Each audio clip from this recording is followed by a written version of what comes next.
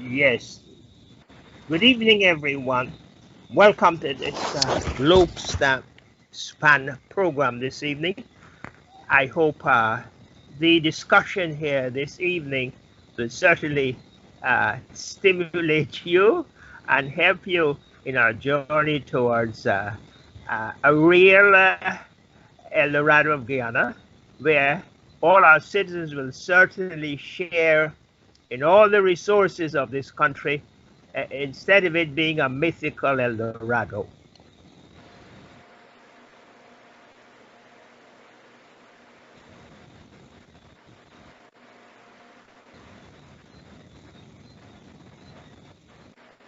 You can keep going, Father.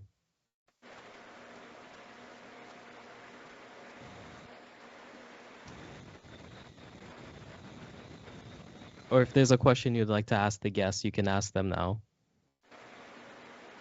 Well, here we are. What I would like to you to look at is the question of the program we have here. A program we had at the weekend, um, anti-corruption framework. You see, a fact sheet. Um, I, it gives you all the framework that is are necessary so that we may move forward in Guyana. And as I look at the program, and I attended the program, there were talks um, by the various anti-corruption bodies like the Special Organized Crime Unit, Integrity Commission, Finance Ministry, giving you the framework of this program. Um, it has also recent corruption fraud cases in Guyana courts 2020 to 2022. This was last Saturday. Uh, this program, and you can see the brochure, beautiful brochure here. But what I would like to know is to what extent our people from the top level to the grassroots level will be able to have a corruption-free country. That is one question I have in my mind. The program had beautiful talks. I must commend that. Beautiful brochure. Yes, yes, yes. But one of the things I noticed was there was no time for questions. There was no time for group work. So that the essence of the talks can be digested and be able to chew it over, and so we be able to get a feedback and a rapid response.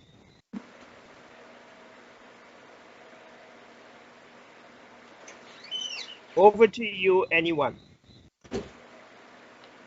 Well, maybe I could probably start off. My name is Leonard Gildarie, and I want to say good night to our good host, Father Compton, my dear friend Paul, and of course, the same Mike.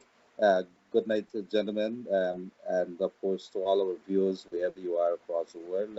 Good night also to our people in Guyana. I personally did not had any knowledge that such a forum took place. I would like to say this. We've been having a lot of programs and forums and so on. I think I'm in the information business. And one of the things I've been crying out a lot is that we have not been doing enough to bring to the people the kind of information. And when I'm talking the kind of information, people don't know. You go to forums like these, and what you see is one bunch of people over and over turning up there. I'm not sure whether it's for the food. I mean, I'm not being sarcastic here, that's the reality. It could be for something else. Maybe they're very interested. But the reality is that I think they're just making up numbers, and we got to get serious and start talking about the real issues that are affecting Guyana. I've come out from an area that's a background over 2 decades in the media, and I've seen things over the year, and being away from the media over the last year, I could tell you very, very clearly. There's a lot of things happening, a lot of interesting programs, forums that you could go learn. All of a sudden, it happens that you might hear about it a few hours before or afterwards that such and such thing take place, and nobody knows about it. So these are some of the issues that I have. But interestingly enough, we're starting to talk the real talk now: transparency, accountability, but people going to jail and things like that. Are we really taking actions to move in that direction? That's a topic maybe by itself. But I want to start off here, maybe hand it over to the rest of the folks, and let's move from here. Um, uh, Mike Singh, have you got any comments for or inputs on this subject here? Mr. Singh, you're on mute. Good night, everyone. Professor Tennassee, Lenny, of course, Father. Father, when you talk about transparency in Guyana, it's a lot of lip service. I was at that workshop with you. It's a whole bunch of self-aggrandizement. Folks are talking. One man said to me, don't know what he's doing there on a Saturday morning. A lot of people during the lunch break did not seem to have much trust or confidence in the workshop and the way it was going to turn out. So it's important, if you want to move a country forward, that you stop holding foreign investors or local investors hostage. Because Lee Kuan Yew said, capital goes where it's best treated. And if you have a country or a society where bribe-taking, dilly-dallying, no one could speak power to truth, no one can be intentional in their discourses or in their dealings with foreign investors, no one is going to stick around. People are going to pick up and leave. And attendant to transparency and good governance is political stability. What played out yesterday, and I don't support the beating of any civilians, blacks beating Indians, Indians beating blacks. I'm making that clear. I'm a follower of the principles of Mahatma Gandhi. So I'm sternly against nonviolence, but I'm not against peaceful civil disobedience. Because Mandela, Gandhi, and Martin Luther King used those tools effectively. And I believe also we need to be thy brother's keeper. I can tell you that after the images that played out yesterday in Guyana, a number of potential business groups from as far as Australia said, I'm sorry, Mr. Singh, but we are not going to be investing in Guyana. We will invest in Suriname. So if you think what's happening in Guyana is confined only to the local narratives and the local situation, you're wrong. The World Wide Web and social media, be it Twitter, Facebook, you name it, has made it possible for information to go viral in a matter of seconds. I've been reading, I've been hearing of calls to shut down the Facebook pages of people. Call up Amazon, call up Google. I'm sorry, but you don't do that in the United States. Maybe you do it with the Guyana Department of Information, and you do it with NCN, and you do it with Chronicle. But Blinken or no one in the US is going to dare call up Google or Amazon or New York Times or the Washington Post and say you must retract this. Freedom of expression is a constitutional right in the United States. And no US multinational is going to be lectured by a third-rate banana republic, be it Guyana or anywhere. I'm sorry, but the rule of law is supreme, as I always say, in the white man's country. The US, Canada, Britain might not be perfect, but you have legal recourse and you have legal redress. What happened yesterday, I condemn. It should not have happened because many innocent persons are caught in the maelstrom. People in Guyana are crying out for justice. The proper thing that needs to be done to bring people back to the center is for the police to complete whatever investigations they're doing or inquiry and charge the person that needs to be charged. Until and unless you do that, this country is on a slippery slope to Rwanda. I have been to Rwanda after genocide. I've seen it. And no amount of whitewashing and kumbaya. Someone told me I should go in front of the market with the protesters and sing kumbaya, making fun of me. Another person said, where am I going with that, excuse me, weak ass Gandhi message? Because all I said, we need to come to the center, calm, reduce the tensions, and try and find common ground to lessen the violence, the animosity, and let calmer heads prevail. But there are some people in the government's ranks, in the ruling party's ranks, and in the opposition ranks who do not care about a peaceful outcome. And that is wrong. That is selfish, and they're going to destroy this country. Thank you, Mike. Thank you. All the oil, but we need peace, you Father. made some important points, a clear condemnation of the violence, and you giving our investors, you see encouragement. And third, I noticed the rule of law is important. Now, with the other team here, can we have the other guests having their contributions now, please? Well, I would like to say we're dealing with two things here. One, you raised the issue of corruption on a conference you went to, and the other thing is the issue of what is of immediate interest to Guyanese, the riots and the looting that occurred, the killing of a police. So I'm going to separate fish from fowl. First of all, I don't know about that conference that you had on Saturday morning. I have now read that document. But what I would like to say is that from Monday at the University of District of Columbia, I'm teaching a course on government and political corruption.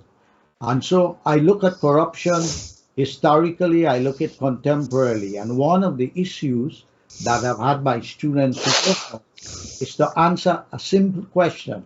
How have the countries that produce oil in the global south, how have the citizens of those countries benefited from the oil revenues? And there is not one single country in the global south where we could clearly have been able to document that the poor people have benefited. The money has been stolen by the elite in various forms, from Angola to Nigeria to Venezuela, many countries around the world, all across Latin America. So the issue of corruption in Guyana is a long-standing issue. It's an issue that has to be addressed, and I agree with you that we have to come up with some effective policies. I have come to the conclusion, because of the nature of the human being, and Father, you're a priest, I'm a Catholic like yourself, that we are not going to be able to eradicate corruption totally, but we could curb it. And we could curb it through the law, and the law being consequential. I have not seen anybody yet jailed for corruption in Guyana. So it means if we use that as an indicator, we are not quite a corrupt country. On the other hand, there are examples of leaders in governments who have not been corrupt. One example is Merkel of Germany. The other one is a former president of Uruguay. When he left the office, all he had was $2,000 in the bank. and he had a kind of lower middle class house and a little car.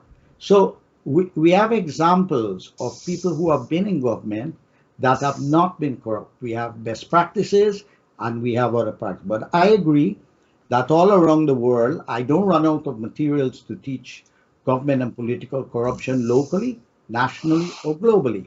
Right here in Washington, D.C., there are council members in jail and because of corruption. And America has a lot of corruption historically and now, and almost every country in the world.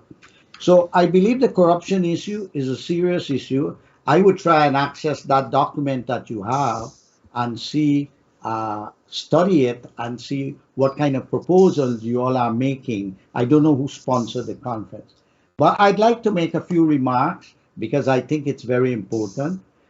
Corruption is one of the issues that lead, as Mike Singh said, to investors not wanting to come to a particular country to Yep. invest.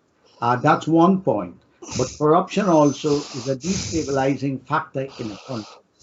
If people don't have, and only few people have, and they use public office for private gain, and they accumulate wealth for themselves, their families, and their friends, and their group, and the rest of the population is living under $1 or $2 a day and are trying to live, at some point in time, those people will rebel. But I want to make it clear that what has happened over the last 2 days is extremely interesting.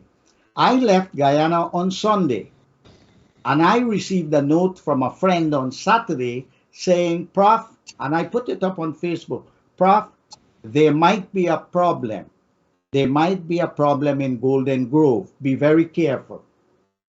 Now, how is it that an ordinary citizen could send me a note like that, and the authorities in Guyana has no intelligence of a potential problem in a place like Golden Grove, when we are quite aware that Quindon Bacchus was shot by a police, whether it was a personal issue, whether it was an undercover position, it was not a race issue. It is two Afro-Guyanese involved there, the victim and the police. So it was not a race issue.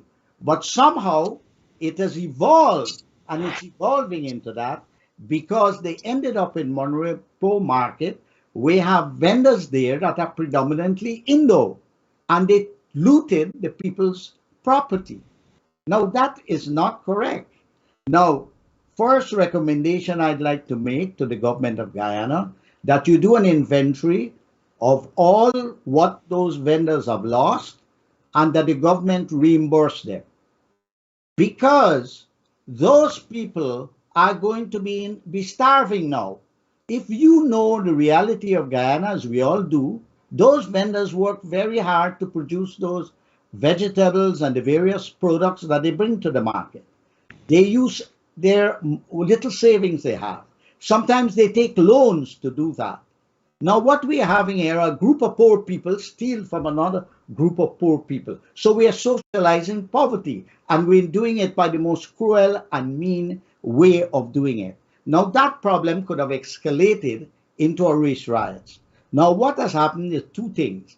I read that the police has a complaints authority system, and that there is someone, a judge, that has been appointed to look into it to find out what exactly happened. But then again, we read that the media, one of the media, informed the public that this gentleman, the police who killed Quindon Bacchus, that he was set free. And apparently, from all that we've been informed, this is not true. We also been told, and now it's become a problem, where the president's life has been threatened, and the person has been arrested, and the person who has been arrested is supposedly suffering, according to the media, from mental issues. So look how this problem is becoming totally complicated. But at the bottom of it is that we are creating a society that is unstable. So there are deeper problems there. So I firmly suggest that we have a commission of inquiry for 1 month, not 6 months, to find out exactly who were responsible, if anybody instigated that riot, who these people are, and that these people should be brought to justice. Now, I have on my Facebook, which I received, the photos of people looting, their faces and everything. These people should be arrested. These people should be brought to court. But here is where I may differ from a lot of people. That riot and the people that instigated those folks and etc., deals with a greater problem. I want us to look at that problem and study it to find out how many of those looters are unemployed. So I believe they should be brought to court, they should be sentenced, they should be put on probation, they should be researched properly, them and their families, to find out if they are unemployed, if they have any skills, because I would like to see a Zoom meeting. I'll program talk of to you later. rehabilitation of these people. Because if we do not do that, we would not Thank have a you. long-term resolution to the problem. And we are run the risk, as the brother said, of a Rwanda, because that's how Rwanda and Burundi started. Now, the intelligence service or the police service have got to be more preventive. They've got to be more preemptive, and they have to practice rehabilitation. The police alone cannot deal with this problem. There's a point to which they will reach, but we have to go further and meet these families of these who have been involved in the looting. We have their photos, even if we have 25, 50 of them, get them together, research them properly, find out what is their condition of life, and begin a rehabilitation program. Let us use what has happened there, take a negative, make it a positive, and develop a policy on how we can begin to deal with those kind of issues. So we don't become like a powder keg, where you just have to light a match and then something blows up and the entire country goes to pieces. Race war is not a good thing. Instability is not a good thing. So we need to have a preventive, preemptive, and rehabilitation policy. That is my position about thing. But I will call on the government immediately to investigate, do an inventory, the losses of those people, and reimburse them immediately, because many of those people may go into poverty overnight, and therefore they need to be rescued, and something must be done about them. And the other folks who have been involved, they should be brought before the court and they should be dealt with. The other thing is, I would like the Attorney General, when they identify who incited, if anybody did, this riot, and who encourages rioters, that the vendors have the right to sue these people, including that media that provided information that was incorrect. The vendors must have the right to sue them, and the Attorney General should provide free legal services for them to do that too. We have to use this case as an example in order that we can develop a comprehensive policy to deal with these kinds of issues and potential issues that can disrupt the society totally. That's where I stand on this. Thank you very much. Very important points I see, whereby you again getting to the essential roots of what happened there, and then with a rehab, the second point, important point, a rehabilitation program, and that reimbursement too for those vendors who have suffered. Very good. What we see here are concrete solutions to make sure our country will have the motto: one people, one nation, one destiny. And you also follow up very good with Mike Singh's too on the rule of law and order. Well, our other guests, please, your comments and contribution, please. Leonard. Mr. Gildarie, you're on mute. My apologies here. Thank you very much here. I heard Paul there, very pertinent points here. But I have a different take on it, because I've been watching very carefully what played out yesterday. My grandmother died about 2 weeks back, and we were supposed to be headed along the East Coast Road to Baikoni. And then I got a call early in the morning. It said, look at the news. And when I was there was some live videos on social media showing you the blocking of the road. So I had to cancel. Um, I got some serious issues with what played out yesterday based on the live actions that were playing out right on social media. From the time it started in Golden Grove, I can't, for the sake of anything, understand how an entire crowd could walk. I don't know what's the distance between Coven John to Luzatnan, that area there, where and then Monrepo, but I presume that's about 5-6 miles. Yes. Um, how could, from a security standpoint, an entire contingent of people could have been walking from that area?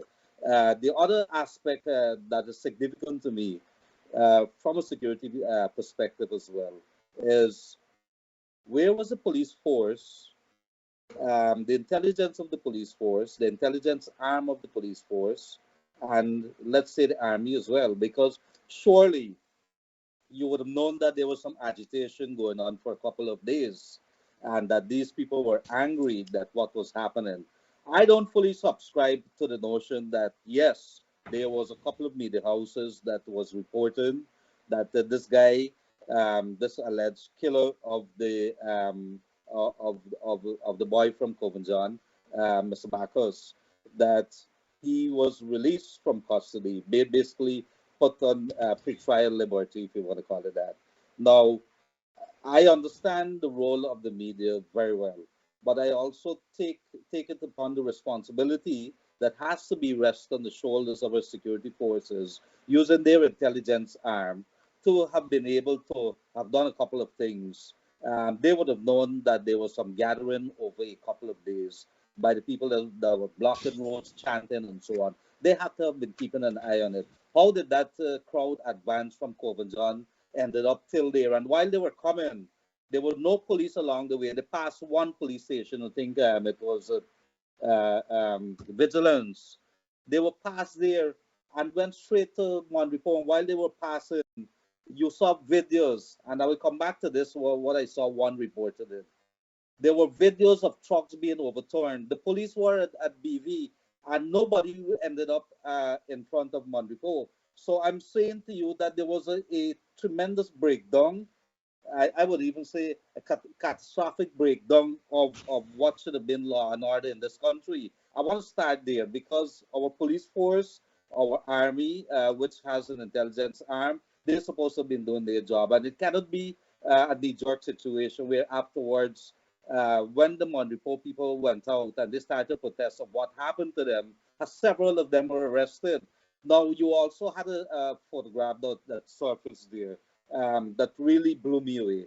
The Minister of Home Affairs, Robertson Ben, and I like Mr. Ben, but in this particular case, I couldn't understand this guy who was just issued a threat that everybody picked up on. I was watching at the live of somebody was filming it of the crowd going, and I saw the guy come and he made the threat to the president. I said, "Wow, this is not good enough. Something is happening here."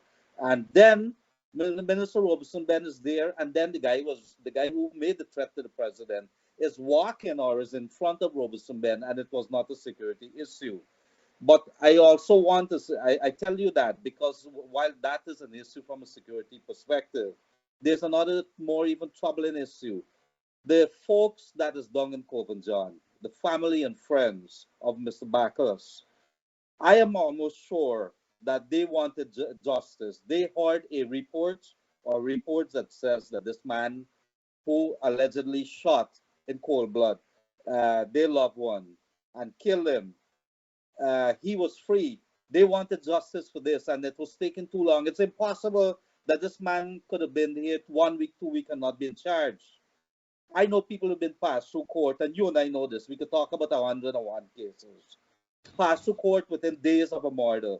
How did a case that happened that he went down there, it had to take so long? But that's another thing. The president spoke very clearly on this, that there was a timeline that was set up because this matter was handed over to Justice Ramlal of the Police Complaints Authority and the Office of Professional Responsibility, another arm of the police, which investigates how ranks behave. Um, I'm saying to you that we have to look at the real cause of what is happening here. These families who are protesting for justice Surely they would not have wanted this scene here. This goes quite against the spirit of what they wanted. What I would want more belief, and what the investigations, or if there's ever such a thing as a COI, it's going to come out and show very clearly that this was a deliberate act of terrorism, because these people started overturning trucks. I have a serious issue that the police were not onto them right away. Why did you wait until everything is done, the damage is done, people in tears, stands overturned, and you saw some very graphic picture. It was not laughable by any stretch of the imagination. You saw people on bicycle, a basket of callaloo, some people toilet paper in their hands, and it looked a little funny. People were making mockery of it and making laugh.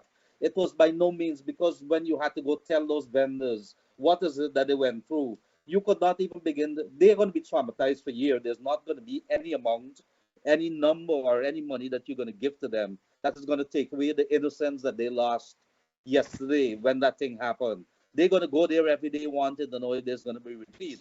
And I want to draw a parallel here. We had an incident, a similar incident, right away, and I start remembering West Beach right away. Every time there is some protest in Guyana, there is going to be some violence, and that always happens when there's somebody has been killed or something. And it should be that should not be in a country which is now maturing or wants to be boasting that it is a first world country. We have to start changing the way that we behave. How does that change come about? It has to be that our people we've been a very conservative society, people who've been very laid back, all of a sudden trust in a scenario, and we've been hit by the 2020 tsunami, I would call it that nonsense that happened in 2020, that our country had to be faced with over 5 months. We had to be faced with that. We are facing right now with the introduction of oil. How do you deal with it with an oil industry, an oil country, an oil-rich country? How do you deal with all of that? How do you deal with the 1960s and the 1970s and all those things that we went through? We are people who've been very laid back. All of a sudden, you trust into that. Our attitudes have to change to deal with the new scenarios that are going to be played, where we want to enter into a first world, or we want to become a first world country. It has to see a mindset where it is not destruction. I'm going to say very clearly, it's my conclusion based on what happened there yesterday.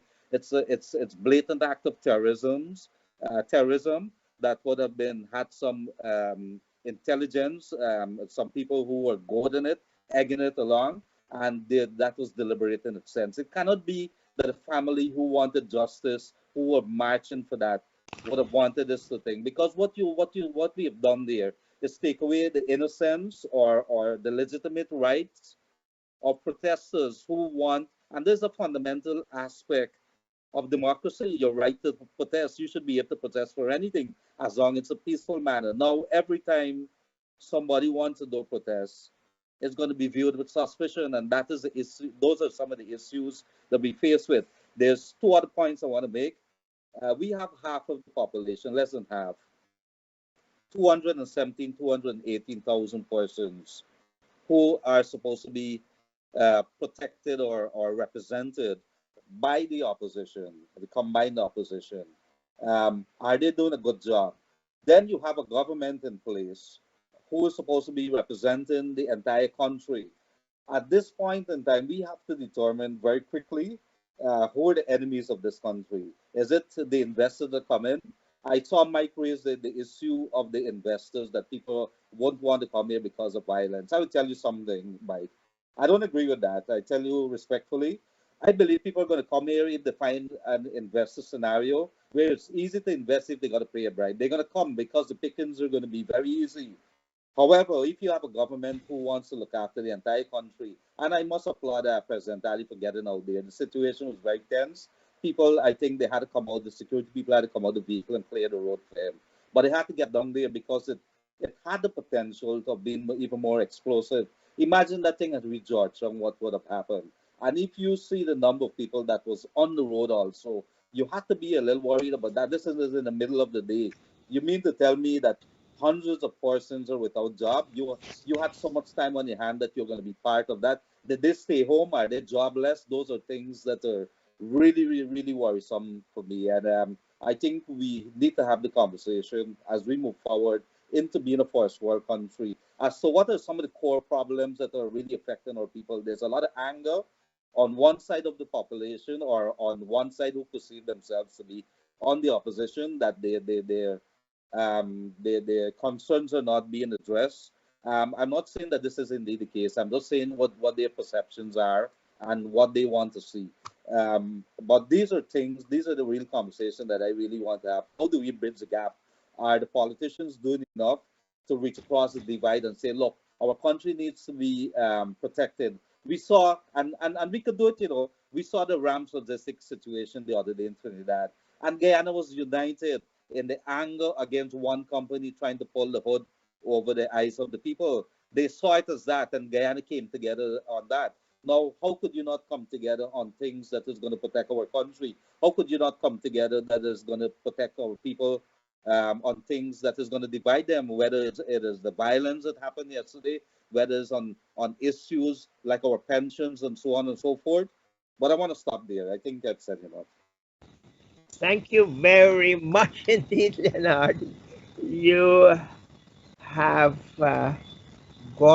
you've touched on most important points.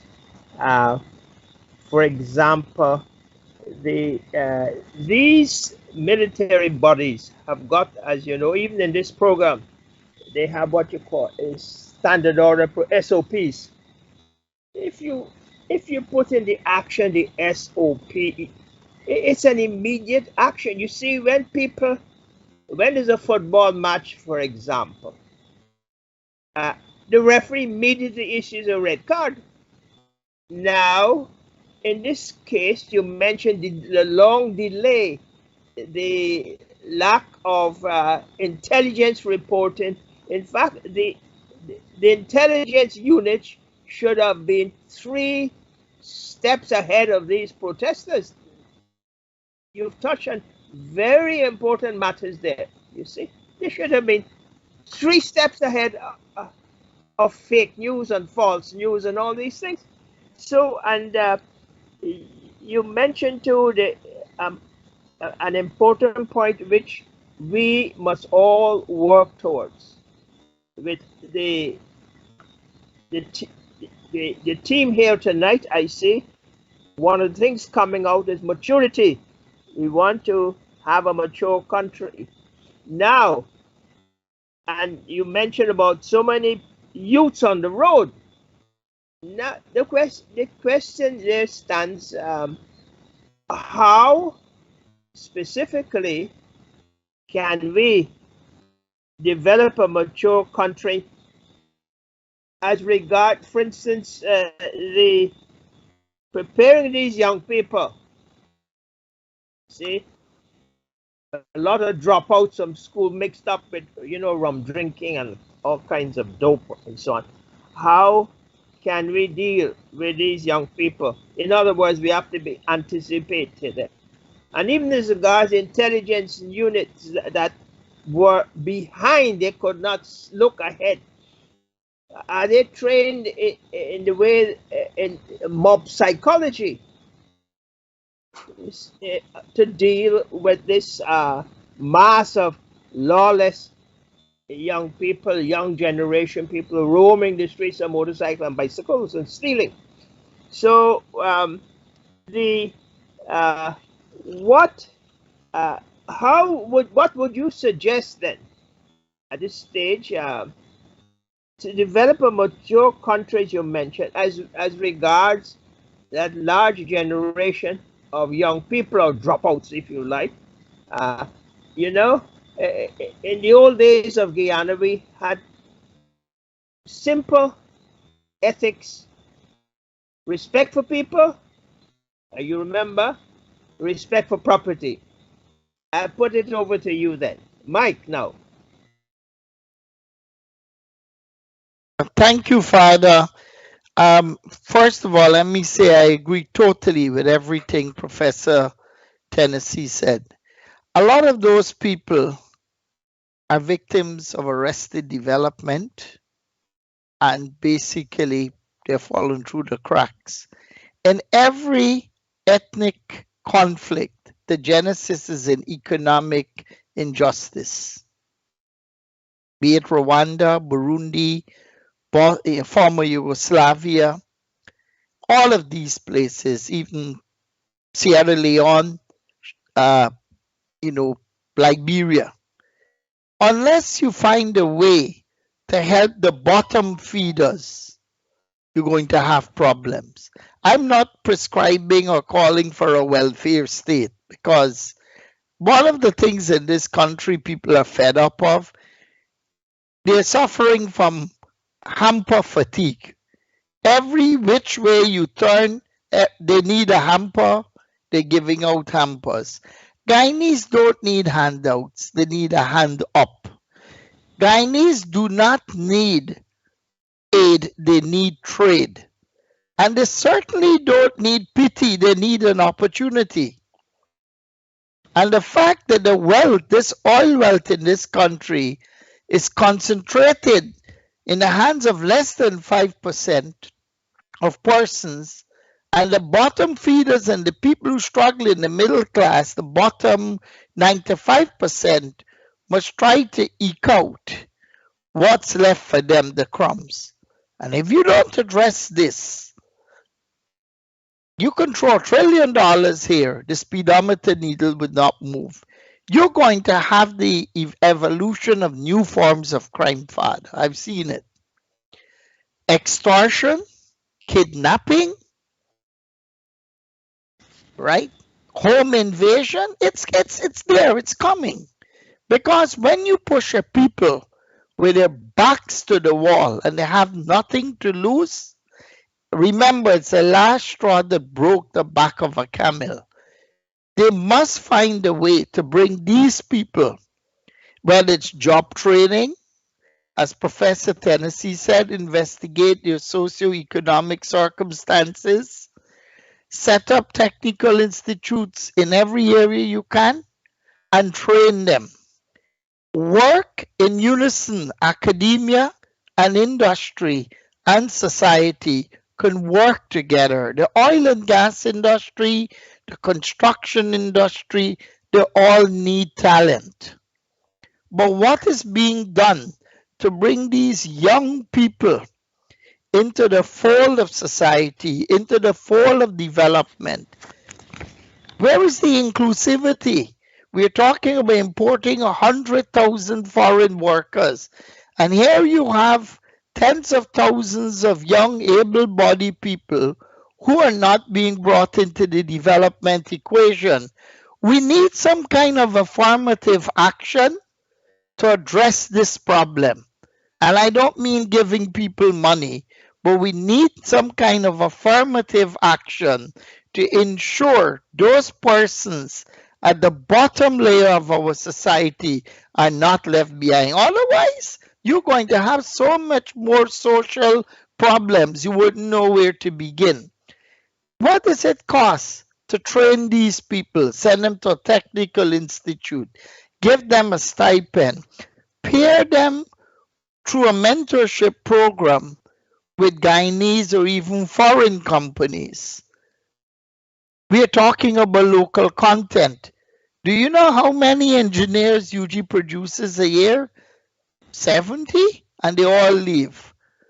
I can tell you the government is pushing for local content, but can you get out there and get 100 qualified, able-bodied seamen to put in one of those drill ships? No, you can't.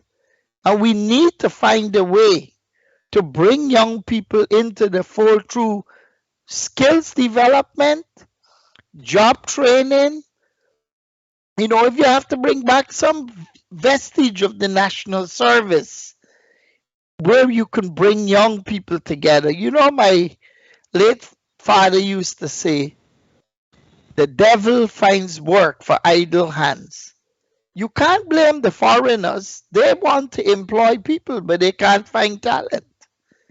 And if you can't train your people, then don't blame the foreign companies for bringing in expats. So there must be a concerted effort by the government, the Ministry of Education, Labor, Social Services, together with academia and industry. This is what they had to do in Singapore because Singapore had no natural resources. So Lee Kuan Yew's number one priority, he spoke about three things: infrastructure. He said nobody's going to come and invest in a country you've got constant power outages, you don't have good roads and ports. He also spoke heavily about human capital.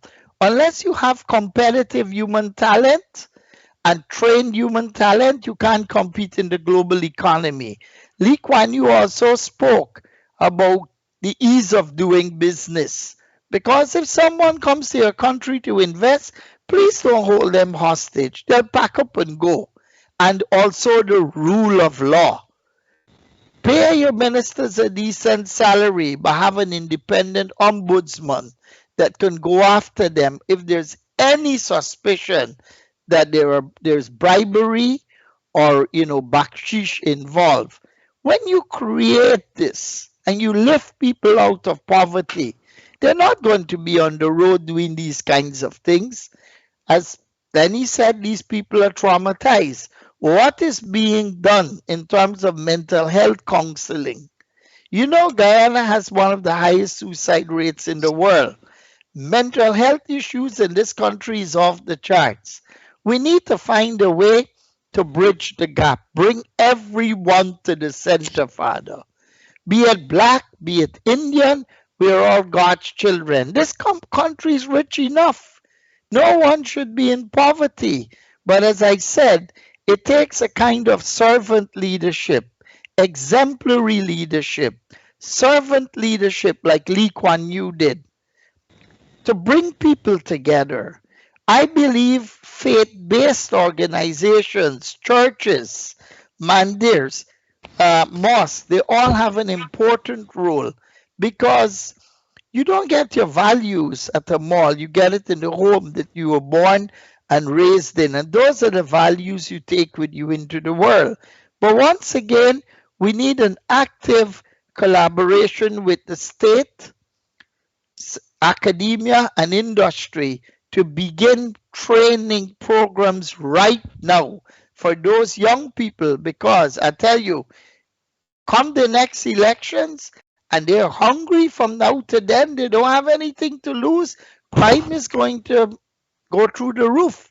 People don't commit crimes because they want to or they like it. In many instances, they're forced to do it because of their desperate socioeconomic positions. And we need to arrest that by embracing what the learned Dr. Tennassee has spoken about. And we're not going to get there, Father, unless we are willing to do three things: genuine healing, forgiveness, and national reconciliation. Any extremes, whether to the right or to the left, is only going to leave us way back in the future. That's all I would like to say. We need to close ranks, let bygones be bygones, and let us take this opportunity we have as a country with newfound wealth to embark on a trajectory where no Guyanese goes to bed hungry. Thank you. Yes, thank you very much. In fact, so far, all our contributors have been towards healing, and you have really put the right word there of healing that we need. It must be in our psyche, a healing process, and the suggestion that the vendors should be compensated is a financial way of healing that is necessary to for the integral, full health to move forward to produce more food. But here is another input we need as regards the training of young people. All bodies, private sectors, and government should be able to provide jobs at the end of their training. They can be trained in, this is most important, training in skills. Most important. But at the same time, private sectors and other bodies must give, say, the government or the training institutions job offers. We need, say 100 people to do house electricity work. You know, basic things like you know, the conductors, they ground the conductors to prevent the building getting burnt up by I've seen buildings without the what is called the lightning conductors. Basic common sense training too, and definite. You see, all these SOPs they have must have. How can I mean, that's a further way to look at it. How can you all ensure that the young generation are assured of jobs? One. Two, also, how in the area of sports too, that's an area in which they can put their energy in, you see. The area of sports, that's another area which we haven't touched on. Over to you then. We go over to our guest here for further contributions so far. I think you have to take a break, Father. All right. Devin? Yes, there Devin? must be ads or something. Yeah. Yes. Devin? Yes. Yes. Over to Devin, please. Yeah, Devin. TravelSpan has some very cheap fares for July and August to and from Guyana.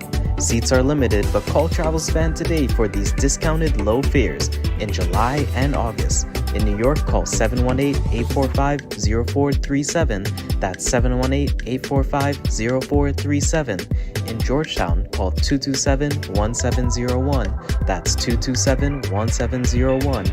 And in Berbice, call 337-4287. That's 337-4287. For discounted airfares to and from Guyana, call TravelSpan today. Are you missing homemade food, snacks, drinks, roti and curries, or have a busy schedule? Then get your favorite curries and roti delivered directly to your home with all from one supplier. Come order your duck, goat, or chicken, fully cooked and ready to eat with dal puri or bus up shut. We also now have chicken tikka masala or lamb vindaloo available with regular naan or garlic naan. Don't forget to add your solo, icy, coconut water, or Nestle drinks to these delicious meals. Select your choice, and load your box and let allfromonesupplier.com deliver directly to your home. All from One Supplier has you covered for all your food. Plus if you need pepper sauce, curry powders, fish, meat, ghee, and so much more. We also have tasty pastries like pine tarts, cheese rolls, currants rolls, coconut rolls and so much more. Sales are ongoing every week, and your first order is 10% off once you apply the coupon code, Globespan 24x7. Log on to allfromonesupplier.com today and purchase. Allfromonesupplier.com is your one-stop shop for all West Indian items, and remember it's free shipping to all US states. Oman! Hey, Oman! Oi! Come that girl, I feel like I see Raymond Ram right across the road somewhere there. Raymond who? Raymond Ram right there. Sing a girl, Ram, how you pretend so? The 2022 TravelSpan Curry Duck Curry Cooking Competition is in Cancun on July 28th to August 1st. Who is going? The duck and the curry going for sure, plus Raymond Ramnarine, Terry G, young upcoming dancer and singer Ariana, Randy Reckless, and the Reckless Tassa Group. The competition for the best tasting duck is in Cancun for 2022. Friends and families, make this a reunion. Flights available from New York, Florida, Atlanta, Texas, Trinidad, Guyana, Canada, or any U.S. states. For more info, call TravelSpan at 212-243-0865. In Canada, call 647-557-6200. In Trinidad, call Amerals at 645-1604. And in Guyana, 227-1701, or visit us at travelspan.com.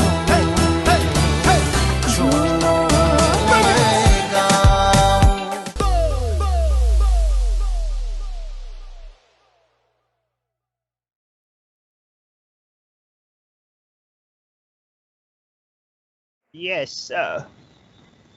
Well, we can go to a further stage following on the subject of healing,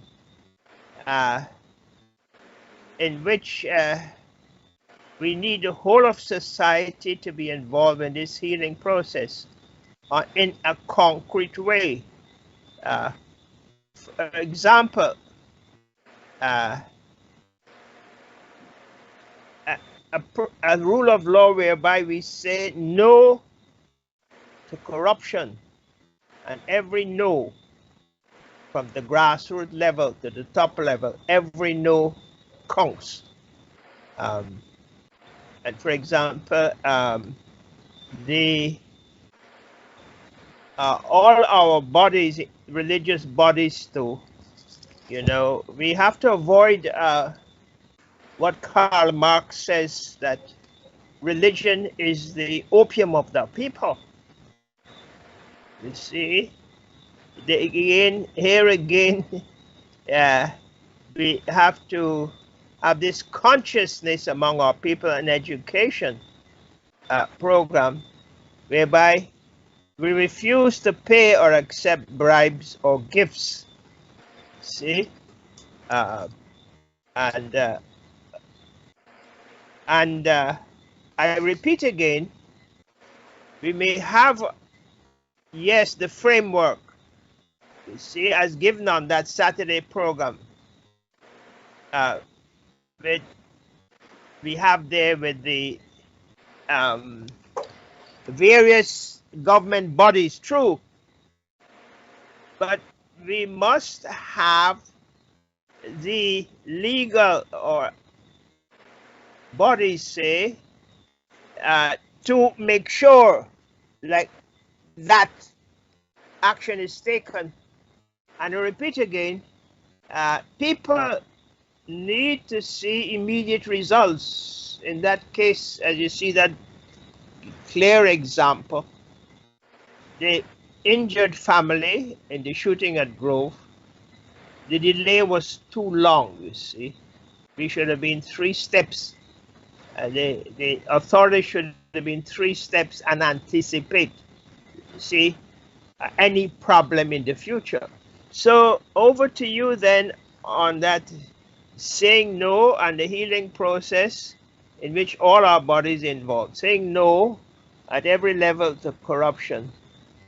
I'd like to make a few points. Number one is to reiterate the clarification that the looters and the rioters had nothing to do with Quindan Bacchus' case. Quindan Bacchus' case was a police who shot him, and Quindan Bacchus and his family did not tell people to go and loot in Monrepo Market. Very good point. Those people either went on their own or they were instigated, but they went. Now in the 80s, any police station I passed, they stopped the car and they locked me up and interrogate me. And Leonard makes a very good point. Hundreds of people passing a police station. Don't you have to have a permission to have a march? And when you give permission to people to have a march, there are 3 or 4 people who are responsible to liaison with the police. They are supposed to keep order in the march. In the 80s, we had the Patriotic Coalition for Democracy March from Buxton to Kitty. We had to liaison with the police, and we also had people who will monitor our march. Now, what this is telling me is that we have a long way to go to develop a political culture and a social culture of a liberal democratic system. Now, the toolkit of some people is that they should have those kind of looting and rioting. I don't know what political or social objective they intend to achieve with it, but evidently they encourage it. When those people pass that police station, the police should have been alarmed. They should have found out, well, who is leading this march? Who is at the head of the march? When we were in the march in the 80s, the political leaders of the various political parties headed the march. We were in front of the march. And even here in America, when you have these marches, you have to have respond because there are people who penetrate and infiltrate. But I also want to make another point that is very important. This judge could go and look into his police complaint and deal with the problem of Quindan Bacchus and the police who shot him.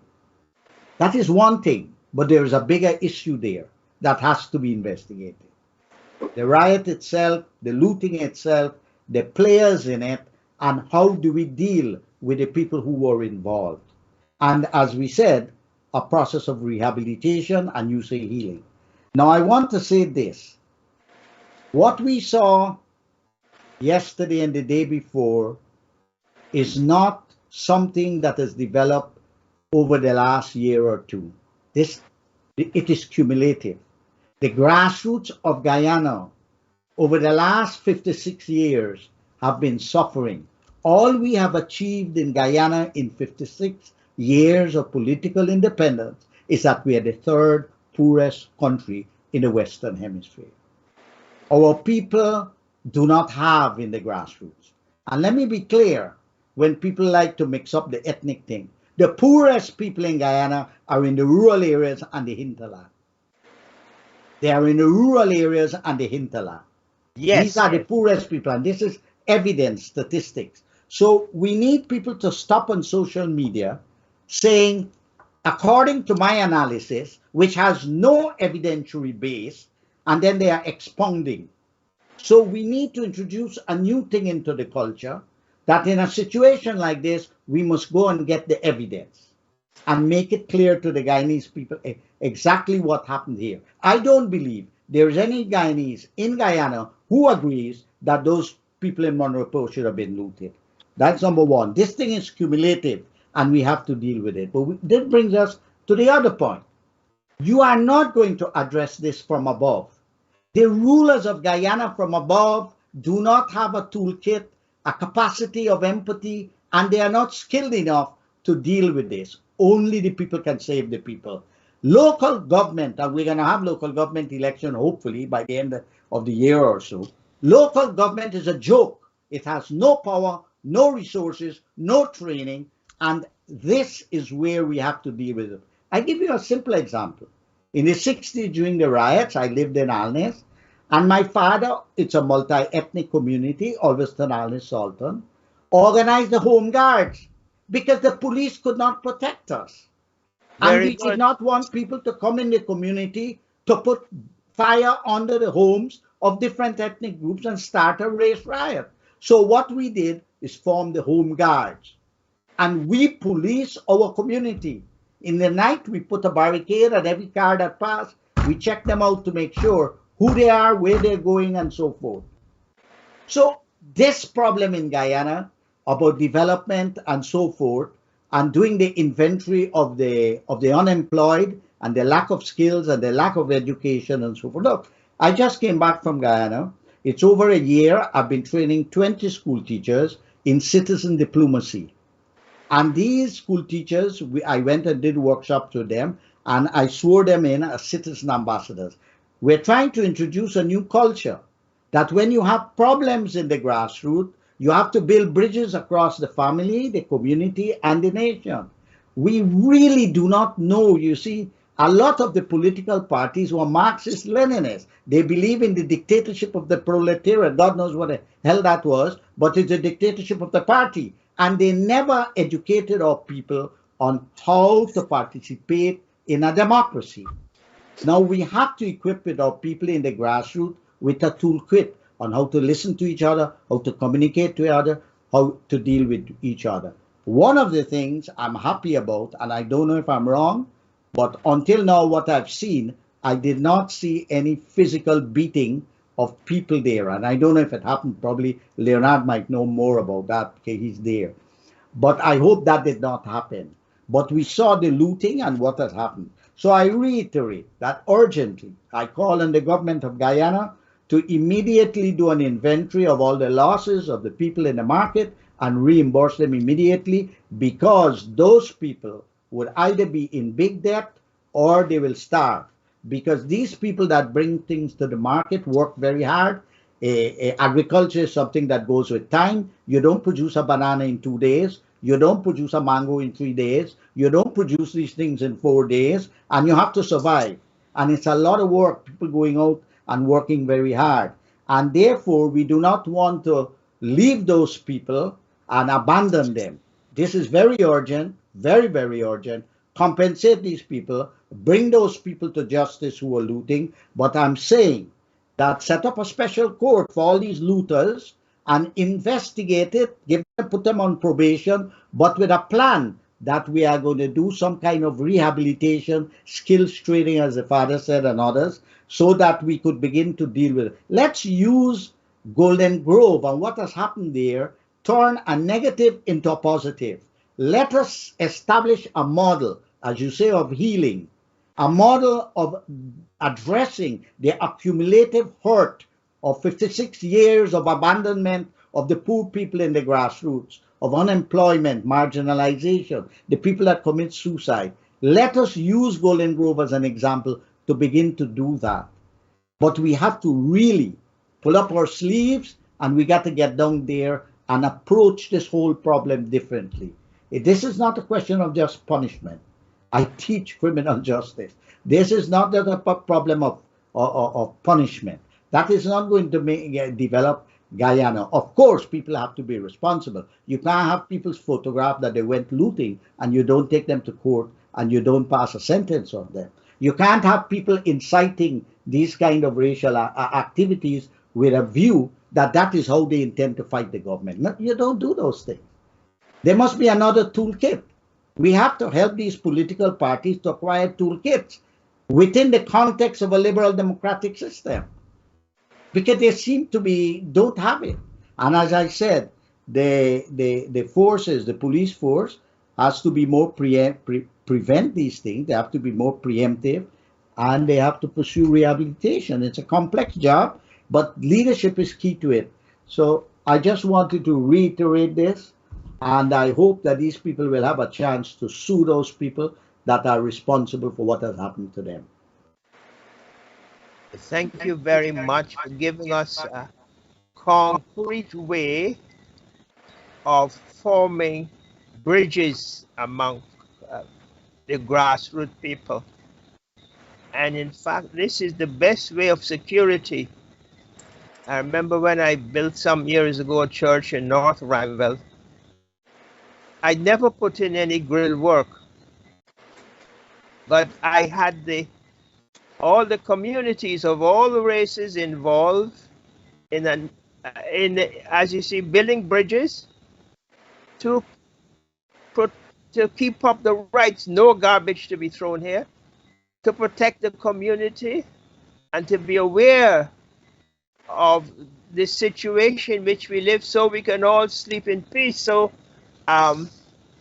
very good points you've made on how to build up the grassroots communities in all these villages and places. And I hope the authorities, they should really seek your advice, because you I should say, you are very wise, a man who, although you are intellectually on the university level, your feet are strongly placed on our grassroots, the roots of our life in Guyana. So thank you very much for what you are saying, but it's most important, and people should know that to get things done, or to get the mango tree to bear fruit, you have to start from the roots, the grassroots level. And then your program, which you have a pruning to make sure by building bridges, building communities, and bringing about healing and compensation for those poor vendors. Thank you indeed. And over to Leonard. Have you further contribution here? Thank you very much, Father Compton, and I must say that it was a pleasure talking and raising these issues. Normally, I'm sitting where you're sitting, and it is a little strange sitting across here. But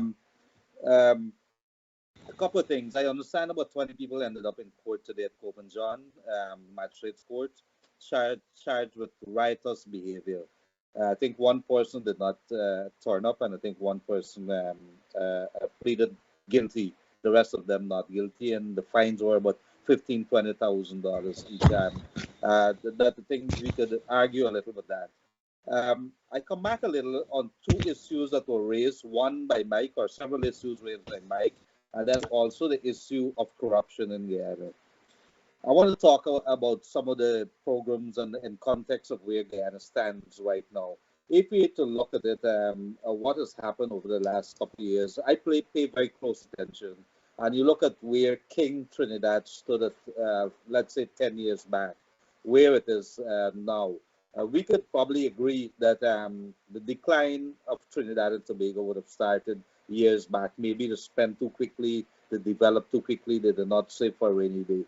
The issue now, we also look towards Venezuela. Once the mighty powerhouse, maybe it's going to rise again. We don't know if they're able to do that because of the oil.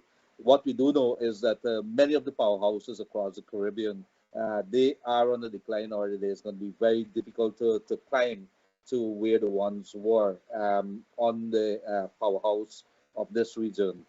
Guyana has leapfrogged to top of the rankings, if you have such a ranking, and that is something that is good.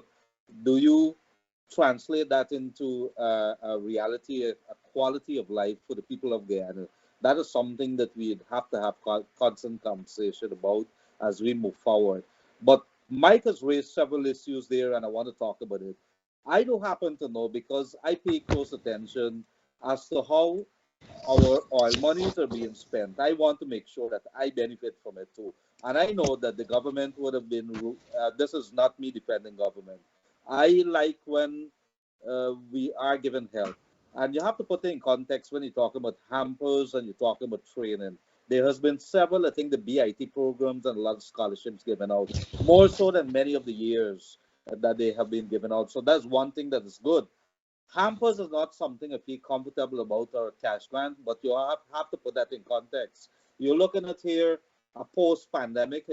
I'm not sure whether we're still out of it, because I see figures are still fluctuating. But how do you deal with a situation on a short term where you have families who would not have been at work because they would have been laid off? How do you deal with that family? Is it a hamper? Is it a cash grant? Should you stay away from that and say training for you? How do you tell them that you're going to put bread on the table? So these are all issues that are being grappled with by government. However, it has to be short, medium, and long-term kind of planning that you put into place to address issues of poverty. It has to address issues of job creation. How do you do that? Is it that you just put out a cash grant and say, let's provide a temporary jobs? It has to be a combination of everything, because there's no quick fix to this entire thing. And I know that we run out of time. This could never be a conversation for 1.5 hours. It has to be more. But on the issue of corruption, I want to say to you that I also could speak on some authority in this, having been involved in the media and having been involved in business for the last year. I could tell you that our corruption here is systematic. It is worrisome. It starts from the bottom. It starts at the bottom and it goes all the way. I would not say at the level of the government. I haven't reached that far yet. There has been perception. There has been accusations. What I do know is that every government office that you go on, we got to get rid of these people, or maybe change the mentality. Everybody has a hand outstretched for something or the other, and that should not be because you're there. If you don't pass something, or you don't give something a lunch money or something, you're going to see very well that you sit there for hours, or you're waiting at their discretion until they're off the phone or something. But even getting a contract, you would not believe the kind of, when I say systematic corruption, you'd have to talk to me over coffee about that, because what we've learned, it is shocking. It is beyond believable. But it needs to be weeded out. This is not something that's created by one government. It's after one government and the next and the next. It's there. It's there festering. Whether the changing of the guards, I'm telling you that the people remain the same, that maybe it's the public servants or whoever it is, they're there, they're not going anywhere. You have to use them because you can't fire public servant. You might shift the head of a department around, but they're there. So when you talk about corruption, you have to go at the root cause of it. Is the Public Procurement Commission working? Are the regulatory agents, bodies working?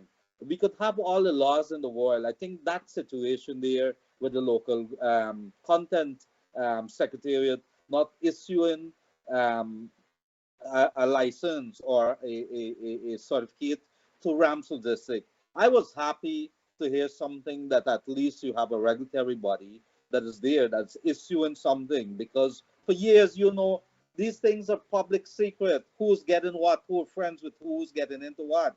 So we could talk about corruption and talk about all the nice things. Let's all take a collective sigh or a collective promise to each other and talk to each other and say, let's hold hands and say, let us don't be corrupt. It ain't going to work, my brother, because when the dollars are flowing, everybody's going to be reaching out their hands. What you'd have to do is strengthen all the regulatory agencies, and you'd have to make sure that the enforcement of it, people can't be slapped in the thing. You want me to give you a classical example? Go to the Public Accounts Committee. There's not any laughable anybody that is in Guyana that's more laughable than the Public Accounts Committee. You have a committee that's parliamentary in its very being, that's there sitting looking at what is happening based on the general reports, which shows you or flags everything that the PS or any other public officers are doing. And guess what happens? Somebody gets a slap on the wrist. Nobody's getting, or if it's happening very quietly. People are being overpaid and nothing is happening. The same contractors are getting back contract next time. And we could go on and on and on and on about these things. But corruption is a topic by itself. It has to be Leonard, tackled. Leonard, I just want to make a point here that you have made. You see, what you're saying is true. And the grassroots knows this. And they become more desperate when they see that the corruption is there with the contractors and the other people and so forth. And the favorites of political parties and so forth get away with it. And it makes the people in the grassroots more desperate. It makes them more hopeless. It's killing the country from below. It's making people numb. So you are right about that. You are absolutely right about that. The thing is with corruption, Leonard, you have to do by example. If I were the president of Guyana or a minister, I will go public and say, I will not use public office for private gain. And if anybody could prove that I'm doing that, I will either resign immediately or ask the Attorney General to make sure that I'm charged and brought before the court. If we got a leadership could do that, you will see how the grassroots will be empowered and people will believe there is hope in the country. Until then, the country is going to be in despair if at every level you're seeing the corruption and it's happening and nothing is being done about it. So I think you're making a very, very important point. It's about practice. It's not what I say, it's what I do. You know what I mean? And I keep telling people, even in the 80s, we didn't have media and so there. If you want to get rich, go into the private sector. But don't go to people and tell them that you're going into the public sector, you want to do public service, and you're only using that opportunity to steal, to pick the pockets of people. Go in the private sector and make your money. But don't use government for that at every level, whether it's a regional level or whether it's at the national level. And I'm not speaking of one political party or just Guyana. As I said, I teach government and political corruption. On Monday, I have to do my first lecture. I study corruption historically in Europe, in China, all about the place. It's a serious problem. It has always been with us historically. But it doesn't mean because corruption is in America and it's in Timbuktu that we have to tolerate it in Guyana. We have to do as much as we can to deal with it, but by example, by example. And I appeal to those people in government, whether this government, before government, who aspire to government, please go in the private sector and make your money and leave public service to people who would be willing to make that sacrifice. And the other thing, we should pay our public sector workers properly, our teachers. Our teachers have to be paid properly. We have to give them proper wages. This income that is coming from oil should pay teachers. Look, you know why Finland and Norway and these countries are doing well? Go check. Teachers are paid better than most others. Teachers are paid better than most others. Look, you go to the schools. I went the other day to schools all along the quarantine to speak to the 22 teachers. Went to Tain, went to all the schools, and you see the little children in the yard. Those children are in the hands of those teachers. They are molding them. That's where the future of Guyana is. So we need to reprioritize. Don't reward those people who are in public office using it for private gain. Reward the people who are making sacrifice, teaching our children and molding the nation.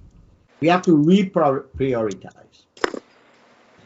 Yes, thank you very much indeed, as you have really specific, concrete on the, not just suggestions, but concrete ways of building up our society from the grassroots level, on the education level, on the school level. And may I say that for the last 10 years, there has been, on the Transparency International Index, Guyana's grown, increased by over 10 points. But we need to get to the stage, as you mentioned, Norway and Sweden, which is 85 to 90% free from corruption. And interesting too, for instance, in Portugal, there's a case against the daughter of the president of Angola for fraud. Yeah, I've documented that case. Billion. And I have students from Angola. And it's incredible. We've documented Angola and Guinea. Yeah, and the fund that they have, the fund to save the money from the oil and all that, they stole all of it. They have yachts, they own half of Paris, and it's crazy. It's crazy what they do with the money. It's incredible what they do with the money. If I may add, Professor Tennassee, yes. in the global south, there are only 5 countries that have put their money to good use, and those are the Gulf Cooperation Council, the UAE, Qatar, Bahrain, Saudi Arabia, Oman, and Kuwait. They have royal families, autocratic for the most part, but they have not raped countries and left their people in poverty. Because if you visit any of those countries, especially the UAE, where I've lived and worked in Abu Dhabi, and you see the quality of life. As I said, they have had autocratic leaders, but they have not raped the country, and they have used their oil wealth for the good of the wider society. The rest of Latin America. Brother Singh, I agree with you, except with one qualification, because I've been to Dubai, and believe what I went to do in Dubai. I did a workshop on oil and gas, because I wrote a book on the oil industry in Venezuela and on nationalization for Nigerian officials of the Nigerian National Company. My only qualification to what you're saying there is that the immigrants in that country are really virtually enslaved and treated really badly. So we must qualify that. And you are right, I have a book here. It's called the Arab Gulf State Institute in Washington. I monitor what they do. It's a think tank for the Arab Gulf State. But always, and I teach a lot of students. I must have taught about 500 students from UAE, Saudi Arabia, and from Qatar.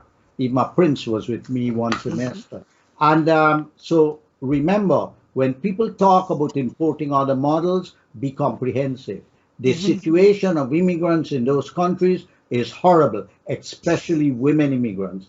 And it's terrible, the visas and all these problems. Guyana does not have to import from other models. We could look at our own history. It's been a quest for freedom. We should not be living in conditions in Guyana that are similar to conquest, indentureship, and slavery. That has been perpetuating in Guyana. So we don't need to be a rocket scientist to find out that our people should not be left abandoned, that we have to take care of them. We have to take care of each other. Look, a country like Liberia, there was a survey done. Of all the countries in the world, in Liberia, people help their neighbors more than any other country in the world. Can we start there? Can we start there? You know, I went to a Catholic college in Oxford, and my father had left money for me to be in residence, and he paid for it. And then one day, the principal usually invite us as groups to have a little wine and a piece of cheese. And I asked him, I said, Mr. Quinten, why is it you give me a scholarship or obtain a scholarship for me when my father left money? He says, because I believe, observing you, that you will help the next person you meet. And if we could use that philosophy in Guyana, if we could only use that philosophy in Guyana, I think half of our problems we were. You know, I don't like to go on with the grassroots thing, but years ago when I was growing up, people will come into the house and they go straight to the kitchen and say, who left to eat? Who left to eat? You know, we didn't know we were poor. We didn't know we were poor because people help people. Yeah. You know, so they need to be a whole new moral, ethics, and spiritual reconstruction from the base up in Guyana. And you are right. We need an interfaith approach to this. And the interfaith organization have got to set examples and do programs, you know, that they could give leadership and they could give an example to the rest of the society. And you know, if I might add, you know, the simple thing here, we need to be thy brother's keeper. Exactly. What is wrong? You know, my grandfather ran the largest grocery on the Rheinfeld estate in Alexander Village. He was a Hindu priest. But he adopted a young black boy and raised him like his own child. My grandfather never stopped me from visiting the mosque or going to Sunday school because he said the common thread was humanity and being good to others. My father, God bless his soul, never told me I should aspire to become a millionaire. He said the greatest good you can do is to lift another human being out of poverty. So when you see your country and people suffering, you must have some kind of empathy. If you don't have that, then you're worse than animal. How many cars can we drive? How many homes can we live in? You know, the world's greatest revolutionary, I tell everyone, was Jesus Christ. And his most important message was being thy brother's keeper.